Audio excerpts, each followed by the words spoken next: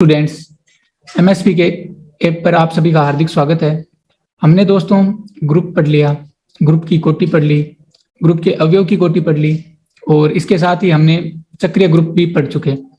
अब आज जो टॉपिक पढ़ रहे हैं दोस्तों, उसमें से हमेशा एक क्वेश्चन पक्का आता है। इस ग्रुप थ्योरी में जो क्वेश्चन आते हैं उनमें से एक क्वेश्चन तो आपको आज में से पक्का मिल जाएगा।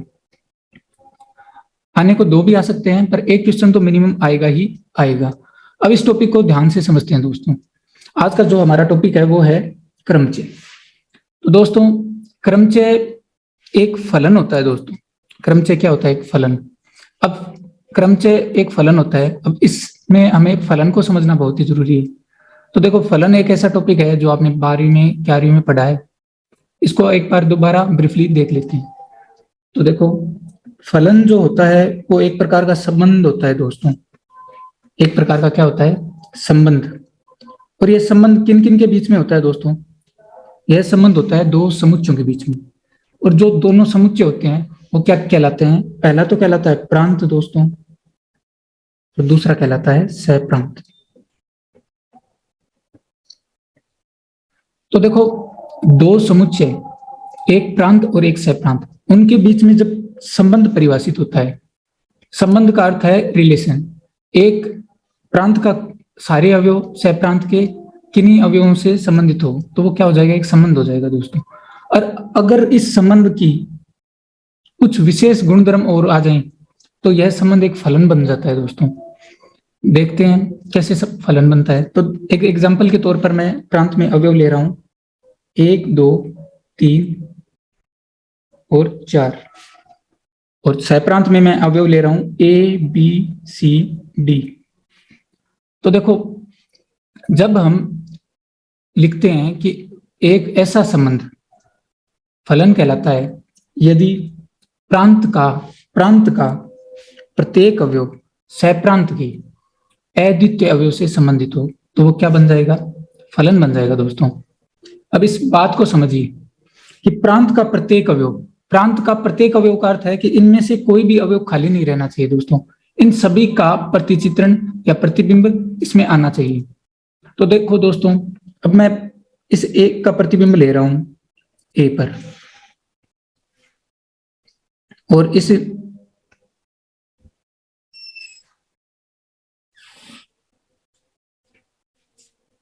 इस दो का प्रतिबिंब ले रहा हूं मैं बी पर।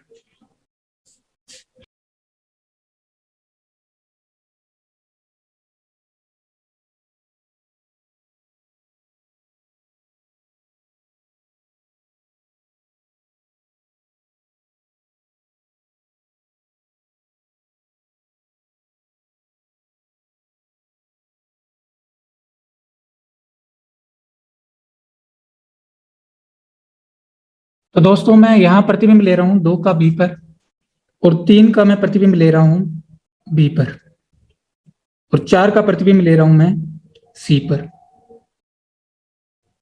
तो दोस्तों, अब फलन के लिए क्या होना चाहिए कि प्रांत का प्रत्येक अवयव, इस प्रांत के प्रत्येक अवयव का सहप्रांत के अद्वितीय अवयव से संबंध होना चाहिए। तो देखो, यहां 1 का संबंध है ए से, 2 का संबंध है बी से, और 3 का संबंध है बी से, और 4 का संबंध है सी से। तो देखो, यहां जो प्रांत के प्रत्येक अवयव है उनकी इमेज एक अवयव पर ही जा रही है। तो अगर ऐसे प्रांत की प्रत्येक अवयव की इमेज केवल एक अवयव पर ही जाए तो वो संबंध क्या बन जाएगा दोस्तों? फलन बन जाएगा। फलन बन जाएगा। अब इस फलन को हम क्रमचय कब कहेंगे दोस्तों? क्रमचय हम इस फलन को तब कहेंगे जब इसमें दो प्रॉपर्टी और लग जाए, एक तो एकेकी की और एक आच्छादक की। अब इन दोनों को हम बारी बारी से समझते हैं। यहां एकेकी शब्द लिखा है जिसका अर्थ है एक एक पर, एक एक पर। इसमें क्या होता है दोस्तों कि जब हम प्रांत और सहप्रांत लेते हैं तब एक अवयव का प्रतिबिंब जो जा रहा है, जो इमेज बन रही है, वो अलग होनी चाहिए दोस्तों, दूसरे एलिमेंट से अलग होनी चाहिए। जैसे 1, 2, 3, 4 की हम इमेज ले रहे हैं यहाँ A, B, C, D में से, तो यहाँ एक की इमेज A बन रही है तो कोई दूसरा एलिमेंट ऐसा नहीं मिलना चाहिए जिसकी इमेज ए पर जाए, दूसरा एलिमेंट ऐसा नहीं मिलना चाहिए जिसकी इमेज ए पर जाए। तो अब जो 2 आ रहा है इसकी इमेज ए के अलावा किसी अन्य अवयव पर जाएगी, तो यहां मैं मानता हूं 2 की बी पर जा रही है, 3 की जा रही है दोस्तों सी पर, और 4 की जा रही है डी पर। तो जब दोस्तों इनकी इमेज अलग अलग पर जाती है तो वो क्या बन जाता है, फलन एक एक ही बन जाता है। और अब देखते हैं आच्छादक का बनता है। आच्छादक का अर्थ है दोस्तों ढकना, आच्छादक का अर्थ है ढकना। जब हम इमेज लेते हैं और वो इमेज सहप्रांत को पूरी ढक दे, अब यहाँ सहप्रांत में एक भी अवयव ऐसा खाली नहीं बचा जिस पर कोई की इमेज नहीं आ रही हो, सारे अवयवों पर इमेज आ रही है। तो जब भी इन अवयवों की इमेज सहप्रांत को पूरा ढक दे तो वो फलन क्या बन जाएगा, आच्छादक बन जाएगा। और एक एक ही कब बनेगा, जब प्रत्येक अवयव की जो इमेज बन रही है वो केवल उसी अवयव से बने, इसके अलावा कोई अन्य एलिमेंट से ना बने, तो वो क्या होगा, एक एक ही होगा। जब एक एक ही आच्छादक फलन f एस से एस पर, एस से एस का अर्थ है दोस्तों कि जो प्रांत और सहप्रांत, जो प्रांत और सहप्रांत लिए थे हमने वो बराबर हो दोस्तों, प्रांत और सहप्रांत क्या हो, बराबर हो, दोनों एक समान समुच्चय हो। अगर दोनों एक समान समुच्चय हैं और उन पर एक फलन ऐसा परिभाषित कर दें जो एक की भी हो और आच्छादक भी हो, तो वो फलन क्या बन जाएगा दोस्तों, क्रमचय बन जाएगा।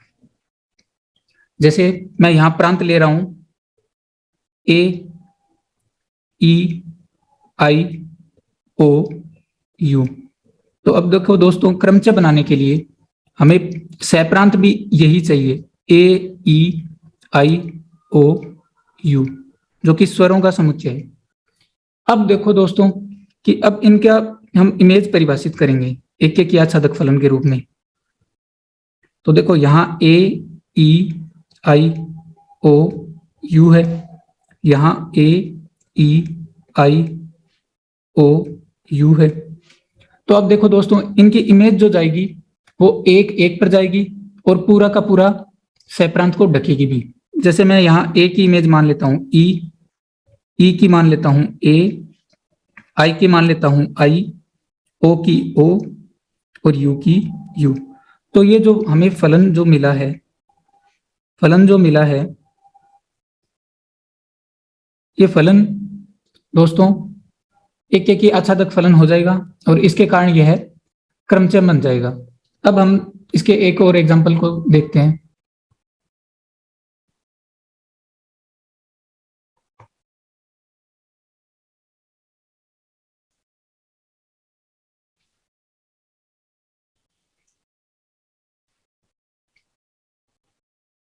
तो दोस्तों यहाँ हम जो इमेज की बात कर रहे थे वो एक एक पर जा रही थी, आच्छादक भी थी, और इसके अलावा हम जो इमेज ले रहे थे वो एक ही समुच्चय से उसी समुच्चय पर परिभाषित थी, तो वो क्या बन रहा था, क्रमचय बन रहा था। अब जैसे एक और एग्जांपल देखते हैं। जैसे मैं इसमें एलिमेंट ले लेता हूं P, Q, R और S। अब इसकी इमेज देख रहे हैं P, Q, R और S पर, तो इनकी इमेज एक एक पर जानी चाहिए और आच्छादक होनी चाहिए। तो P की इमेज में ले लेता हूं R पर, Q की इमेज ले लेता हूं P पर, और R की इमेज ले लेता हूं Q पर, और S की मैं ले लेता हूं S पर। तो यह एक की आच्छादक फलन है, एक की आच्छादक फलन है, एक एक पर जा रहा है, आच्छादक का अर्थ है पूरा ढक रहा है सहप्रांत को, तो यह एक की आच्छादक फलन है। अब इन इमेज के साथ ही इनको हम जो प्रांत है वो P, Q, R, S है, और सहप्रांत भी क्या है, P, Q, R, S। इसका अर्थ है किसी एक सेट से उसी सेट पर परिभाषित हो रहा है। ये दोनों चीजें हो रही है दोस्तों, किसी सेट से उसी सेट पर परिभाषित हो रहा है और एक एक आच्छादक फलन है, तो यह एक क्रमचय बन जाएगा, यह एक क्रमचय बन जाएगा। अब हम देखते हैं दोस्तों कि इस क्रमचय को हम कैसे नोटेट करते हैं, इसको कैसे डिनोट करते हैं। तो देखो इसको हम द्विपंक्ति संकेतन से लिखते हैं। ये द्विपंक्ति संकेतन क्या है दोस्तों, देखो इसका अर्थ आसान भाषा में यह है कि हम जो पहली पंक्ति लेंगे, दो पंक्ति लेंगे, द्विपंक्ति का अर्थ है दो पंक्ति लेंगे, तो जो पहली पंक्ति लेंगे वो सारे प्रांत के अवयव होंगे, प्रांत के अवयव लेंगे। और जो दूसरी पंक्ति लेंगे, जो दूसरी पंक्ति लेंगे वो दूसरी पंक्ति सप्रांत के अवयव होंगी, सप्रांत के अवयव होंगे, और वो इन प्रांत के अवयवों के नीचे, प्रांत के अवयवों के नीचे उनकी इमेज लिखी जाएगी। जैसे हमने पीछे देखा था P की इमेज R पर आ रही थी, तो यहाँ P की इमेज देखते हैं दोस्तों, P की इमेज R पर आ रही थी तो P के नीचे R लिखेंगे। Q की इमेज P पर जा रही थी तो Q के नीचे P लिखेंगे। R की इमेज Q पर जा रही थी तो R के नीचे Q लिखेंगे।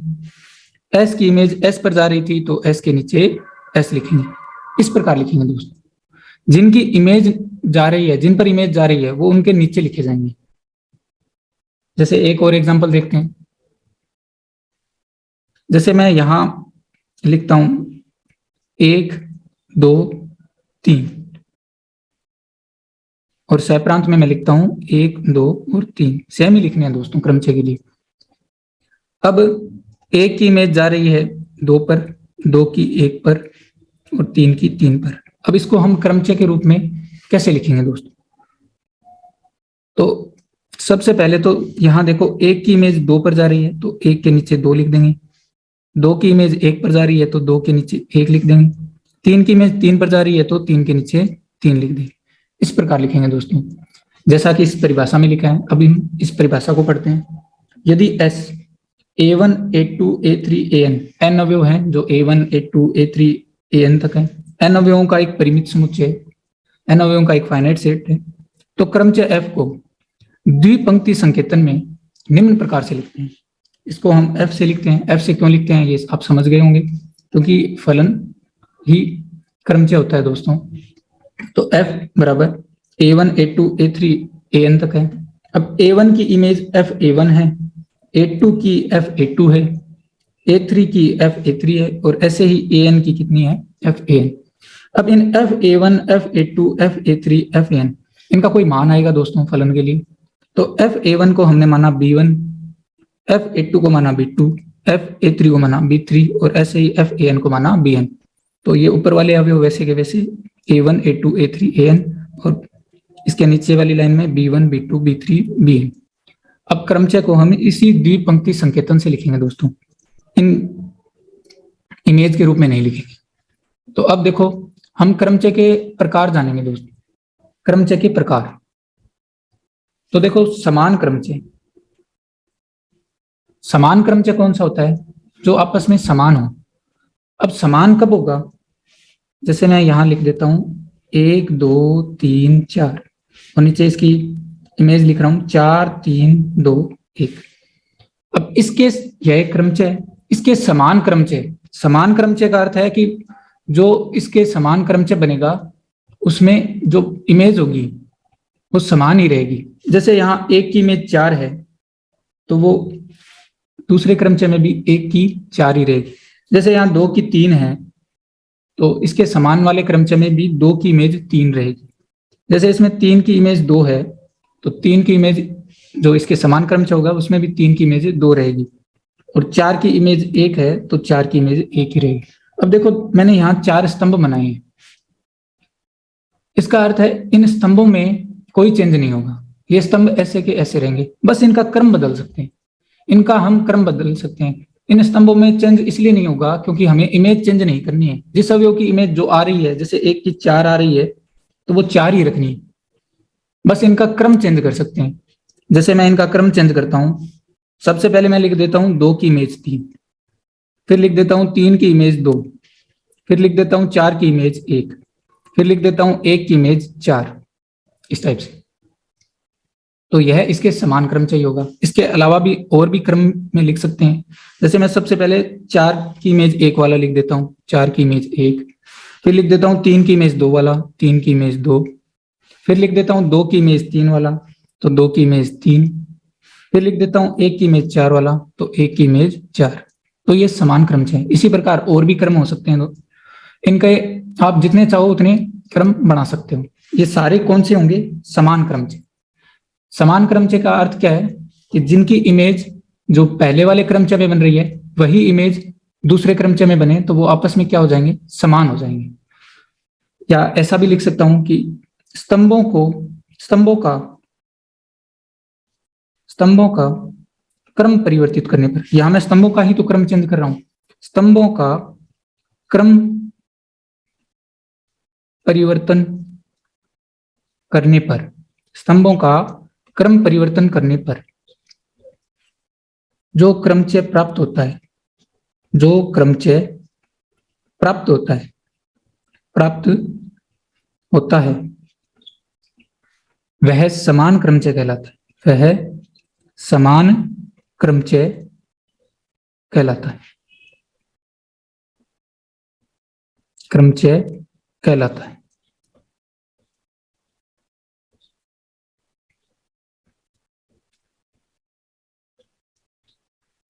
अब हमने समान क्रमचय को समझ लिया। अब इसके बाद नेक्स्ट क्रमचय को समझते हैं, तत्समक क्रमचय। अब देखो हमने फलन में देखा था तत्समक फलन। तत्समक फलन क्या था दोस्तों, एफ एक्स बराबर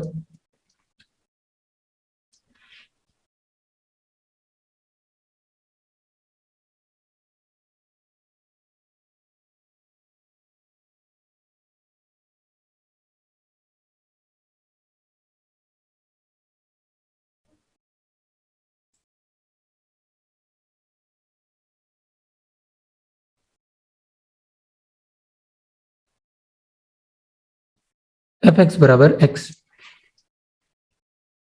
अब देखो इसका अर्थ है कि x की इमेज x पर जा रही है, यानी जो अवयव हम ले रहे हैं उसकी इमेज उसी पर जा रही है, तो वो तत्समक फलन होता है, यह तत्समक फलन होता है।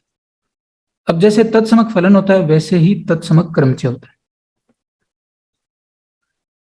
अर्थात हम कोई S सेट ले रहे हैं, जैसे मैंने एक S सेट लिया है 1 2 3 4 और 5। यदि इनमें 1 2 3 4 5 अवयव हैं, इनकी इमेज इन्हीं पर चली जाए, एक की इमेज 1 पर चली जाए, 2 की 2 पर, 3 की 3 पर, 4 की 4 पर और 5 की 5 पर। तो जिन अवयवों की इमेज उसी पर चली जाए तो वो क्रमचय कौन सा हो जाएगा, तत्समक क्रमचय। अब इस तत्समक क्रमचय को हम एक रूप अन्य में भी लिख सकते हैं, जैसे यहाँ जो क्रमचय हमने S पर परिभाषित किए हैं उसमें 5 एलिमेंट हैं, 1 2 3 4 और 5। अब इसमें जो पहला एलिमेंट आ रहा है वो 1 आ रहा है, तो हम इसे इन पांचों एलिमेंटों में से किसी भी एक एलिमेंट को कोष्टक में लिखकर तत्समक क्रमचय को हम लिख सकते हैं। जैसे मैं इसको कोष्टक 1 भी लिख सकता हूं, कोई सा भी पांचों में से कोई सा भी एलिमेंट लिखकर उसको कोष्टक में लिखना है वो तत्समक क्रमचय हो जाएगा। जैसे मैंने कोष्टक 1 लिखा, मैं इसे ऐसा भी लिख सकता हूं, कोष्टक 2, कोष्टक 3, कोष्टक 4, कोष्टक 5।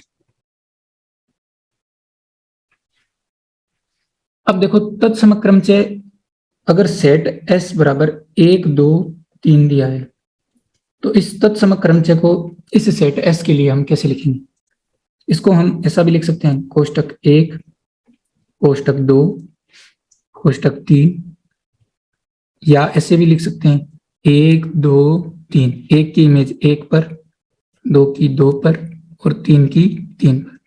इन चारों प्रकार से लिख सकते हैं, ये वाले भी सही हैं। एग्जाम में अगर आपको कोई सा भी रूप दे दे तो आप समझ जाना कि ये तत्समक क्रमचय।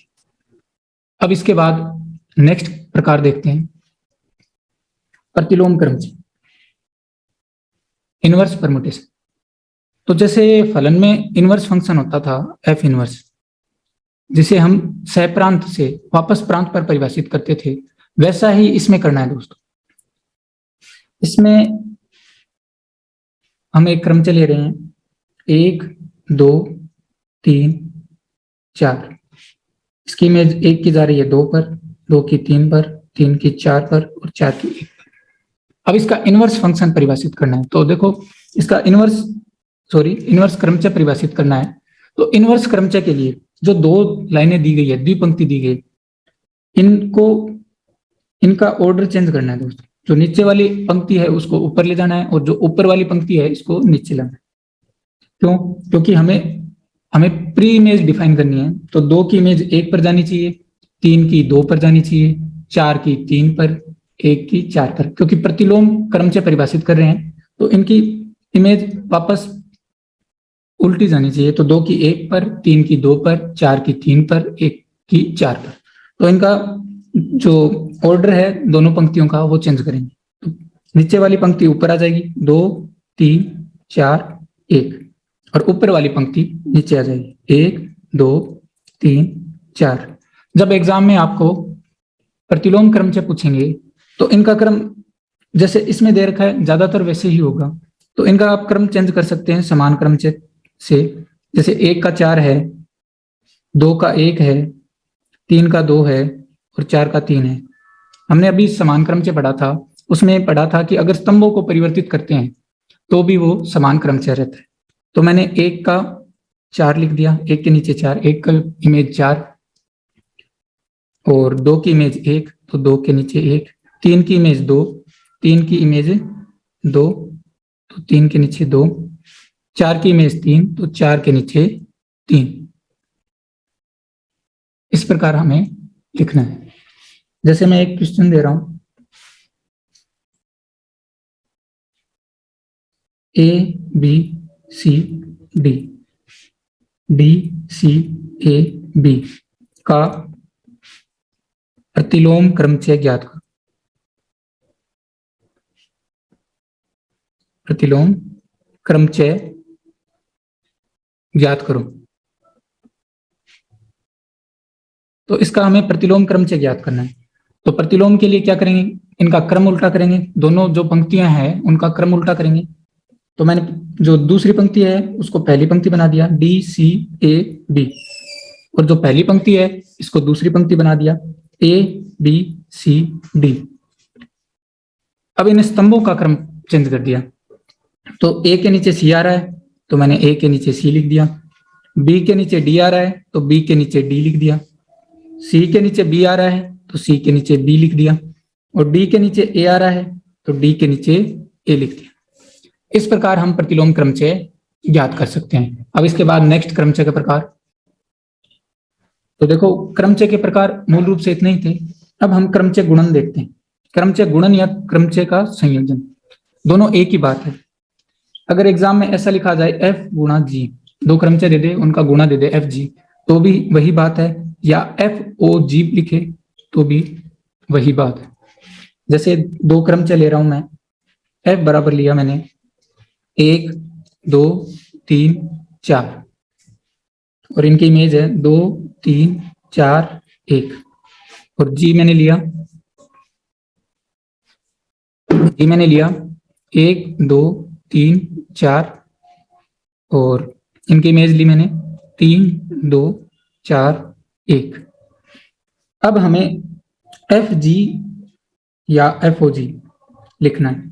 तो एग्जाम में देखो कैसे लिखेंगे, कैसे जल्दी लिखना शुरू करें। तो देखो एक आप क्रमचय के लिए कोष्टक बना लो। अब यहां जो पीछे दिया है जी, उसको सबसे पहले देखना है। यहां जी पीछे दिया है, इसको देखो आप। यहां एक की इमेज कितनी दी है, 3 दी है। यहां इमेज 3 आ गई, इसको आपको ऊपर वाली पंक्ति में देखना है एफ की। यहां एक की इमेज 3 आ रहा है, इस 3 को आपको ऊपर वाले इस एफ वाले में सर्च करना है। तो इस 3 को ऊपर सर्च करो, ये 3 रहा। इस 3 की किस पर जा रही है, 4 पर।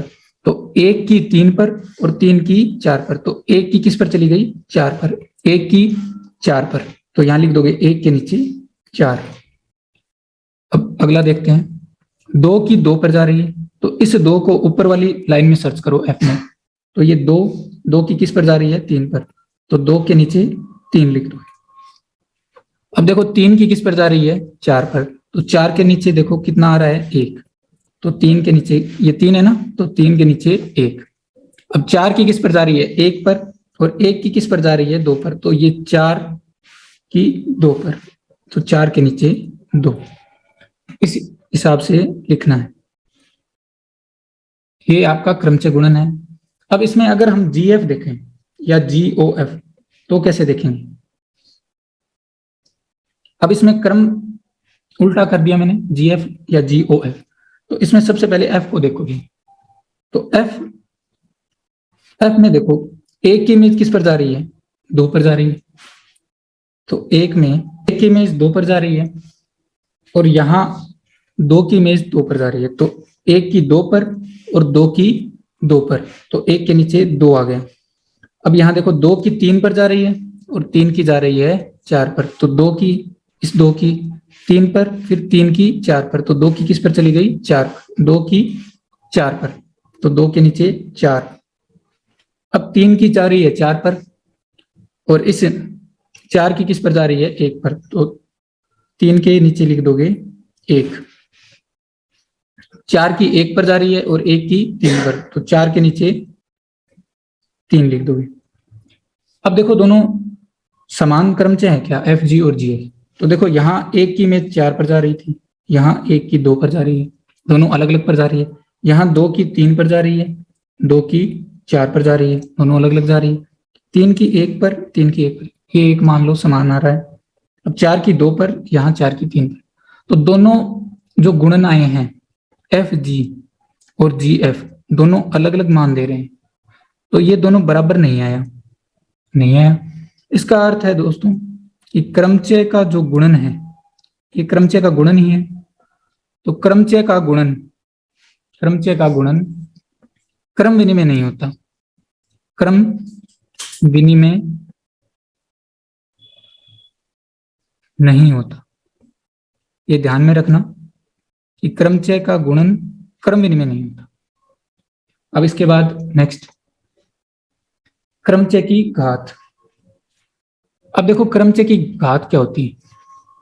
यहां हम जो s परिभाषित करते हैं, जैसे मैंने s में कोई अवयव लिए 1 2 3 4 5 6, तो इस s में जितने अवयव होंगे, इस s में जितने अवयव है, जैसे यहाँ 6 है, तो इसके जो भी क्रमचय बनेंगे,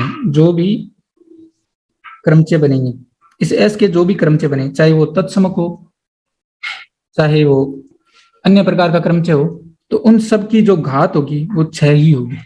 घात कितनी होगी 6। तो जब भी हम घात देखेंगे तो घात के लिए उस सेट को देखेंगे। अगर घात ज्ञात करनी है तो उस सेट को देखेंगे। जैसे यहाँ सेट में 6 अवयव दिए हैं, तो घात कितनी होगी 6। और घात को हम अंशांक भी लिखते हैं, अंशांक। तो देखो इसकी डेफिनेशन देखते हैं। यदि किसी परिमित समुच्चय S में n अवयव हो, तो समुच्चय S पर परिभाषित प्रत्येक क्रमचय n घात या अंशांक का कहलाता है। n अवयव वाले समुच्चय पर परिभाषित क्रमचयों की संख्या, यहां बात किसकी कर रहा है, क्रमचयों की संख्या, कि क्रमचय कितने प्रकार से बनेंगे। क्रमचय फैक्टोरियल n प्रकार के बनेंगे। अब ये फैक्टोरियल n कैसे बनेंगे, जैसे मैं 2 अवयव ले रहा हूं 1 और 2 एग्जाम्पल के तौर पर, इससे मुझे क्रमचय बनाने हैं, इस S पर परिभाषित क्रमचय बनाने हैं। तो मैं देखो किस प्रकार से लिख सकता हूं। एक तो मैं लिख सकता हूं 1 का 1 पर, 2 का 2 पर, या मैं ऐसा लिख सकता हूं 1 का 2 पर, 2 का 1 पर। तो ये 2 प्रकार ही लिख सकता हूं, फैक्टोरियल 2 प्रकार से। देखते हैं चक्रीय क्रमचय या चक्र। अब इस चक्रीय क्रमचय या चक्र को समझते हैं। तो किसी समुच्चय A का कोई क्रमचय सिग्मा एक चक्रीय क्रमचय या चक्र कहलाता है, यदि A का ऐसा परिमित उपसमुच्चय A1 A2 AR विद्यमान हो कि सिग्मा A1 A2 के बराबर हो, सिग्मा A2 A3 के, सिग्मा AR A1 के। इसमें क्या कह रहे हैं दोस्तों कि जब हम इमेज देखेंगे तो वो एक चक्र के रूप में बननी चाहिए। जैसे मैं इन 5 अवयवों की इमेज देख रहा हूं, तो 1 की 2 पर इमेज बननी चाहिए, और इस 2 की 3 पर, 3 की 4 पर, और 4 की 5 पर, और 5 की 1 पर। तो एक अगर चक्र के रूप में इमेज बने तो वो चक्रीय क्रमचय हो जाएगा। जैसे इसका एक एग्जांपल देखते हैं।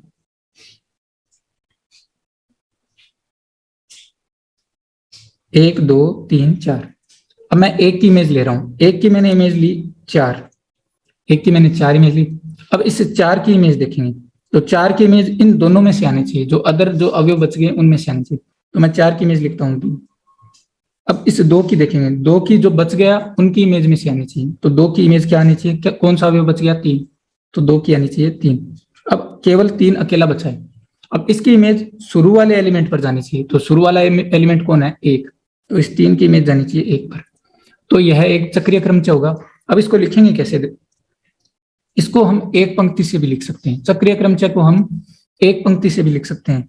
जैसे 1 की इमेज 4 पर जा रही है तो 1 के आगे 4, 2 की जा रही है, अब 1 की 4 पर जा रही है, अब इस 4 की इमेज किस पर जा रही है? 2 पर, तो ये आगे जो अवयव आएगा वो इसकी इमेज आएगा। 1 की इमेज 4 पर जा रही है तो 4, फिर 4 की किस पर जा रही है? 2 पर, तो 4 के आगे 2, फिर 2 की इमेज किस पर जा रही है? 3 पर, तो 2 की इमेज 3।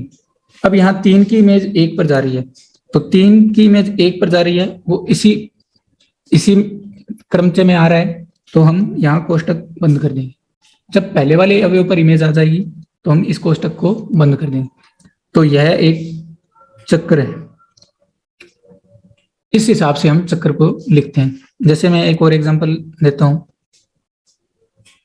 1, 2 और 3, इनकी इमेज जा रही है 2, 3 और 1 पर। तो 1 की इमेज किस पर जा रही है? 2 पर, तो 1 के आगे 2, 2 की जा रही है 3 पर, तो 2 के आगे 3, और 3 की वापस 1 पर जा रही है, 3 की वापस 1 पर जा रही है, तो हम इस चक्र को यहां बंद कर दें। इस हिसाब से हम चक्रीय क्रमचय या चक्र को लिखते हैं। अब इसके बाद नेक्स्ट, अब इस चक्र की लंबाई क्या होती है? जैसे मैंने एक चक्र लिखा 1, 4, 2, 3। अब इसका अर्थ क्या है? इसको आप क्रमचय के रूप में कैसे लिखोगे? पहले तो ये देखो, 1 की इमेज 4 पर जा रही है तो 1 के नीचे 4, 4 की इमेज 2 पर जा रही है तो 4 के नीचे 2, 2 की इमेज 3 पर जा रही है तो 2 के नीचे 2 की इमेज 3। अब 3 की वापस किस पर जाएगी? 1 पर, तो 3 की इमेज 1। इस हिसाब से हम एक चक्र को क्रमचय के रूप में लिखते हैं। अब यदि आपको एग्जाम में चक्र की लंबाई पूछे तो देखो, चक्र में जितने अवयव होंगे, यहाँ 4 अवयव हैं, तो इस चक्र की लंबाई 4 होगी। अगर इसके चक्र के अंदर 5 अवयव होते हैं तो इसकी लंबाई कितनी होती है? 5। अब बात करते हैं चक्र की कोटि की। तो जो चक्र की लंबाई होती है वही चक्र की कोटि भी होती है। तो किसी चक्र की कोटि उसकी लंबाई के बराबर होती है। जैसे इसमें मैं 5 एलिमेंट ले लेता हूं, तो इसमें अगर 5 लंबाई का चक्र है तो इसकी कोटि भी कितनी होगी? 5 होगी। ये बात होगी चक्र की लंबाई और चक्र की कोटि की। अब इसके बाद नेक्स्ट, चक्र का प्रतिलोम। अब चक्र का प्रतिलोम कैसे लिखते हैं? जैसे मैं यहाँ एक चक्र लिख रहा हूं, 1, 2, 3, 4 और 5। इसका हमें प्रतिलोम लिखना है। तो देखो, प्रतिलोम लिखना बहुत ही आसान है चक्र के लिए। चक्र के लिए जो प्रतिलोम लिखेंगे उसमें इस चक्र का क्रम विपरीत कर देना है। जैसे इसमें लास्ट में 5 आ रहा है तो इसके प्रतिलोम में सबसे पहले 5 आएगा। इसमें सेकंड लास्ट 4 आ रहा है तो इसमें सेकंड नंबर पर 4 आएगा। इसमें थर्ड लास्ट 3 आ रहा है तो इसमें तीसरे नंबर पर 3 आएगा। इसमें अब 2 आ रहा है तो यहाँ 2 आएगा, और यहाँ 1 आ रहा है तो 1 आएगा। अगर हम चक्र का क्रम विपरीत कर दें, विपरीत क्रम कर दें, तो हम चक्र का प्रतिलोम लिख सकते हैं। अब इसका एक और एग्जांपल देख लेते हैं। जैसे 1, 2, 3 है, इसका हमें प्रतिलोम लिखना है, तो हम इसका क्रम विपरीत कर देंगे। 3 सबसे पहले आ जाएगा, 2 इसके बाद और 1 इसके बाद। ये इसका चक्र का प्रतिलोम है। अब असंयुक्त चक्र, सबसे पहले तो ये नाम आ रहा है असंयुक्त। असंयुक्त को समझो। असंयुक्त का अर्थ है कोई भी कॉमन नहीं,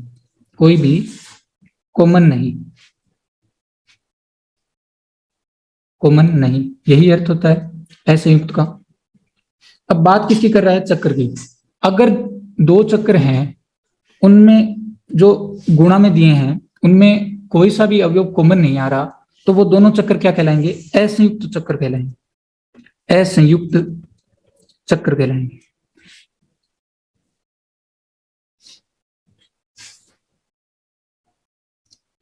जैसे मैं यहां लिखता हूं 1, 2, 3, यहां लिखता हूं 4, 5 और 6, तो इनमें कोई सा भी अवयव कॉमन नहीं आ रहा, तो ये दोनों चक्र क्या है? असंयुक्त है। अब इसके बाद हम किसी भी क्रमचय को हम असंयुक्त चक्रों के गुणन के रूप में लिख सकते हैं। तो देखो, हम किसी भी क्रमचय को असंयुक्त चक्रों के गुणनफल के रूप में लिख सकते हैं। जैसे यहां मैं एक क्रमचय लिख रहा हूं, 1 2 3 4 5। 1 की इमेज 2 पर, 2 की 3 पर, 3 की 1 पर, 4 की 5 पर, 5 की 4 पर। तो अब हमें इसे असंयुक्त चक्रों के गुणनफल के रूप में लिखना है। तो कैसे लिखेंगे? 1 की इमेज 2 पर जा रही है तो 1 के बाद 2 लिखेंगे। 2 की इमेज 3 पर जा रही है तो 2 के बाद 3 लिखेंगे। 3 की इमेज 1 पर जा रही है तो देखो 3 की इमेज वापस 1 पर आ गई, तो अब इस चक्र को बंद कर देंगे। 3 की इमेज जैसे ही इमेज वापस पहले अवयव पर चली जाए तो हम उस चक्र को बंद कर देंगे। अब 4 की इमेज 5 पर जा रही है तो 4 के बाद नया चक्र बनाकर 4 के बाद 5 लिखेंगे। अब 5 की वापस 4 पर जा रही है तो अब इस चक्र को बंद कर देंगे। इस प्रकार हम इसे असंयुक्त चक्र, अब ये दोनों चक्र जो आए हैं वो देखो इनमें कोई भी एलिमेंट कॉमन नहीं है, इसलिए ये दोनों चक्र कौन से हैं? असंयुक्त चक्र। और हमने किसी क्रमचय को असंयुक्त चक्रों के गुणनफल के रूप में लिख दिया। इस हिसाब से आप किसी भी क्रमचय को असंयुक्त चक्रों के गुणनफल के रूप में लिख सकते हैं। अब एक चीज और बताना चाहूंगा मैं यहाँ, कि यदि 1 की इमेज 2 पर, 2 की 1 पर, 3 की 3 पर, 4 की 5 पर और 5 की 4 पर चले जाए तो इसको कैसे लिखें? तो यहाँ 1 की 2 पर जा रही है तो 1 के आगे 2, अब 2 की वापस 1 पर जा रही है तो इस चक्कर को बंद कर दें।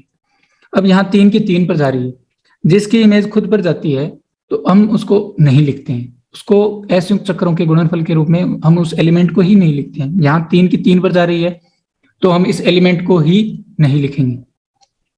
अब इसके बाद देखो 4 की 5 पर जा रही है तो 4 के बाद 5 लिखेंगे। 5 की वापस 4 पर जा रही है तो वापस कोष्टक बंद कर देंगे, इस हिसाब से लिखेंगे। अब इसके बाद नेक्स्ट, क्रमचय की कोटि। क्रमचय की कोटि, तो क्रमचय की कोटि,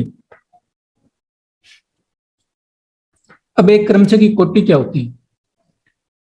क्रमचय की कोटि वो होती है कि जैसे हम बात करते हैं अभी ग्रुप में अवयव की कोटि की, वैसे ही क्रमचय की भी कोटि होती है। जैसे हम कोई क्रमचय लेते हैं, उसकी n घात करने पर, n यहाँ कौन सी होगी? न्यूनतम धनात्मक पूर्णांक। f की अगर n घात करते हैं, इसका मान तत्समक क्रमचय के बराबर आ जाएगा। तो हम इस n को क्रमचय की कोटि कहेंगे। n को क्या कहेंगे? क्रमचय की कोटि।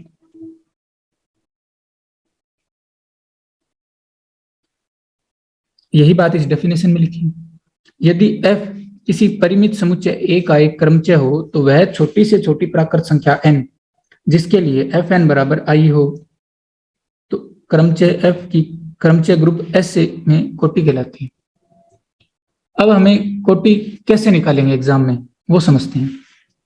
तो मैं एक एग्जांपल ले रहा हूं, 1 2 3 4 5, इनकी इमेज ले रहा हूं मैं 3 1 2 और यहां ले लिया 5 और 4। तो सबसे पहले तो किसी क्रमचय को असंयुक्त चक्रों के गुणनफल के रूप में लिखें। तो मैंने इसका असंयुक्त चक्र के गुणनफल के रूप में लिखना स्टार्ट किया। 1 की इमेज 3 पर तो 1 के बाद 3, 3 की इमेज 2 पर तो 3 के बाद 2, 2 की इमेज 1 पर तो 2 की वापस 1 पर जा रही है, इसलिए ये कोष्टक बंद। अब इसके बाद 4 की इमेज 5 पर तो 4 के बाद 5, अब 5 की वापस 4 पर जा रही है, इसलिए कोष्टक बंद।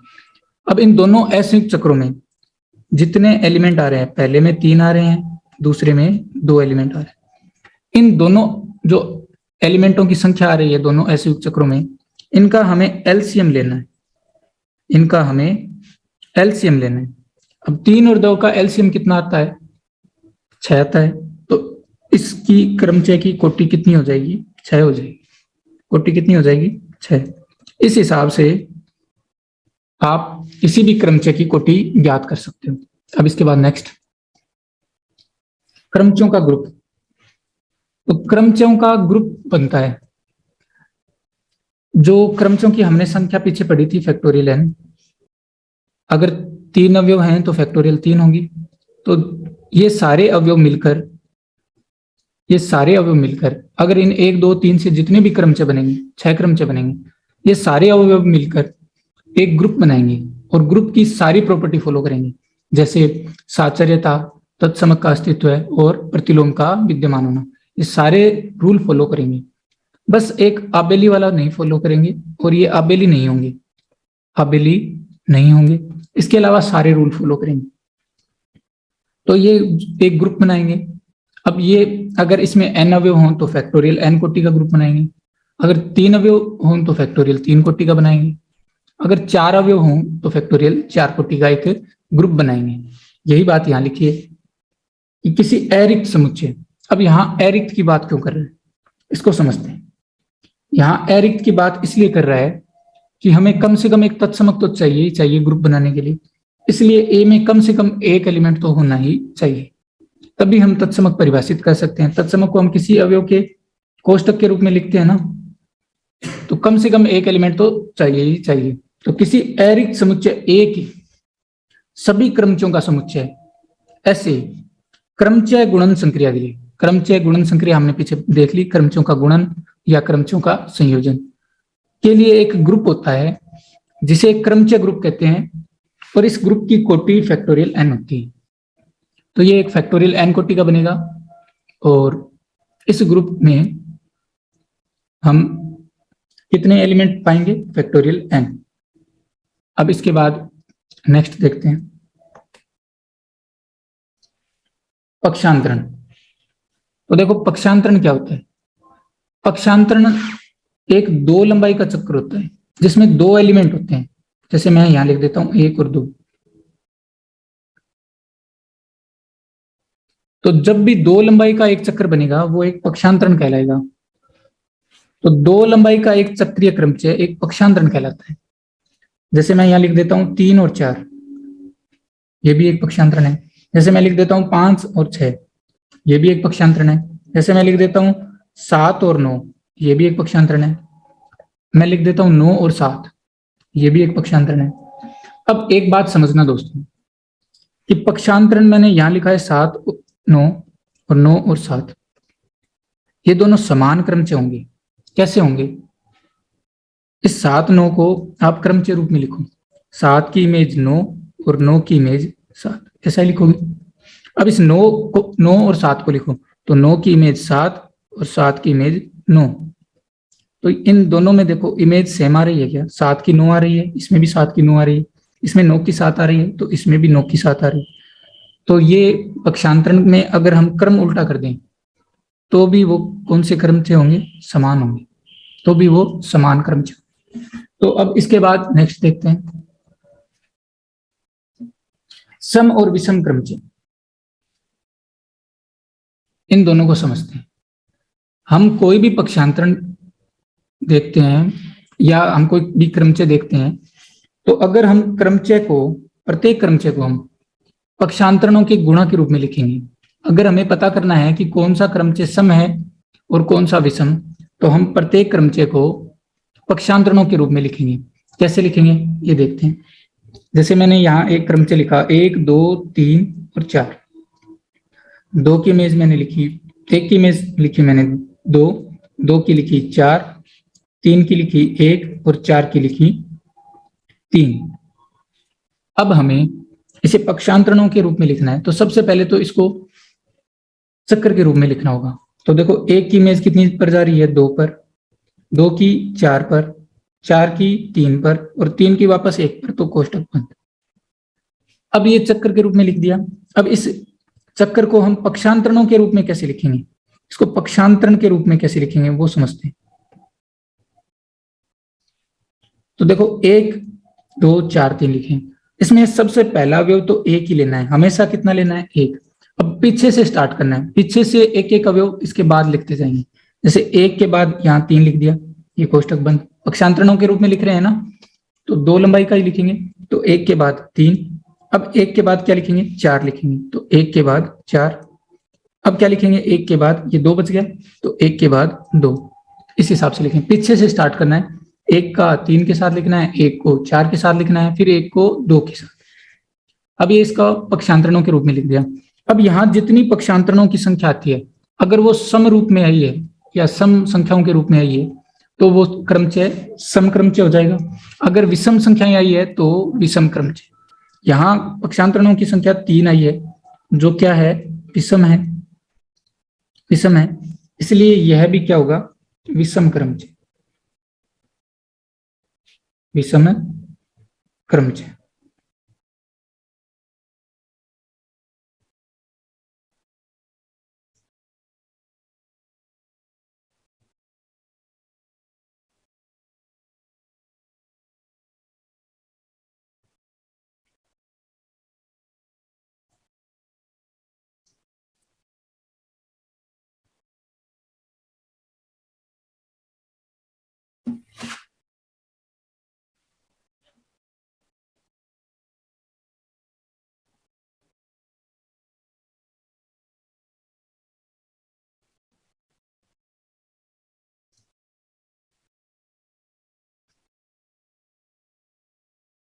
विषम क्रमचय।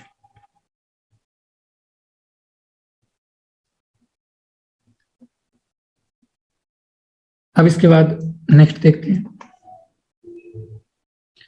तत्सम क्रमचय एक सम क्रमचय होता है। कैसे होता है? हम तत्सम क्रमचय को किसी भी एक अवयव के कोष्ठक के रूप में लिखते हैं। अब इस एक अवयव को एक ही अवयव आ रहा है, जबकि हम सम और विषम क्रमचय के लिए पक्षांतरणों के रूप में लिखते हैं। अब इस एक को पक्षांतरणों के रूप में कैसे लिखें? तो इस एक को पक्षांतरणों के रूप में हम ऐसे लिखेंगे कि कोई भी अगर दो एलिमेंट आ रहे हैं इसमें, तो हम एक दो पक्षांतरण लिखेंगे और एक इसका उल्टा पक्षांतरण लिखेंगे क्रम में, दो एक। इस प्रकार हम एक को लिख सकते हैं। कैसे? देखो, इसको तोड़ के देखो। एक की इमेज दो पर, दो की एक पर, दो की एक पर, एक की दो पर। अब इसमें गुणा परिभाषित करो, तो एक की दो पर जा रही है, दो की एक पर, तो एक की एक पर, दो की एक पर जा रही है और एक की दो पर, तो दो की दो पर। तो ये वापस तत्सम क्रमचय बन गया। तो इस हिसाब से आप कोई से भी तत्सम क्रमचय को दो पक्षांतरणों के गुणा के रूप में लिख सकते हो, और दोनों पक्षांतरण क्या होंगे, एक दूसरे के क्रम में उल्टे, एक दो दो एक, एक तीन तीन एक। वो एस पर डिपेंड करेगा कि उसमें कौन कौन से एलिमेंट आ रहे हैं। अब इसके बाद नेक्स्ट गुणधर्म देखते हैं। प्रत्येक पक्षांतरण एक विषम क्रमचय होता है। ये बात आपको सीधे सीधे ही पता चल रही है। कोई भी पक्षांतरण होगा, जैसे मैंने एक तीन लिखा, तो इसमें पक्षांतरणों की संख्या कितनी आएगी, एक आएगी, जो क्या है, विषम है। तो इसलिए प्रत्येक पक्षांतरण क्या होता है, एक विषम क्रमचय। इसके बाद नेक्स्ट, सम लंबाई का चक्कर एक विषम क्रमचय और विषम लंबाई का चक्कर एक सम क्रमचय। ये समझते हैं। जैसे मैंने एक सम लंबाई का चक्कर लिया, एक दो तीन चार। अब इसको मैंने पक्षांतरणों के रूप में लिखना है, तो एक को चार के साथ, एक को तीन के साथ, एक को दो के साथ। अब यहां चक्कर में अवयव तो थे चार, पर पक्षांतरण कितने बने, एक कम बने, चार से एक कम, तीन बने। यानी यहां सम था तो यहां कितना बना, विषम बना। ऐसे ही हम एक विषम क्रम चक्कर लेते हैं। जैसे मैंने यहां लिया एक दो तीन, ये विषम है, संख्या इसमें तीन है।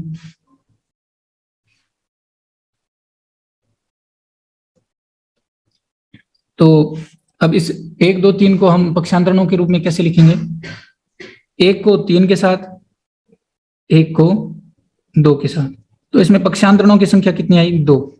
दो आते ही यह चक्कर कौन सा हो गया, है तो विषम लंबाई का, पर चक्कर कौन सा हो गया, सम क्रमचय हो गया। दो आए इसमें पक्षांतरण, तो ये कौन सा क्रमचय हो गया, सम क्रमचय। अब इसके बाद नेक्स्ट, दो सम क्रमचयों का गुणनफल एक सम क्रमचय होता है। जैसे पहले में मान लो सम क्रमचय में चार अवयव हैं, चार पक्षांतरण है, और दूसरे में भी चार हैं, तो चार और चार जुड़ के कितने हुए, आठ हुए, वो भी सम पक्षांतरण हो गए। तो सम क्रमचयों का गुणनफल भी कितना होगा, एक सम क्रमचय होगा।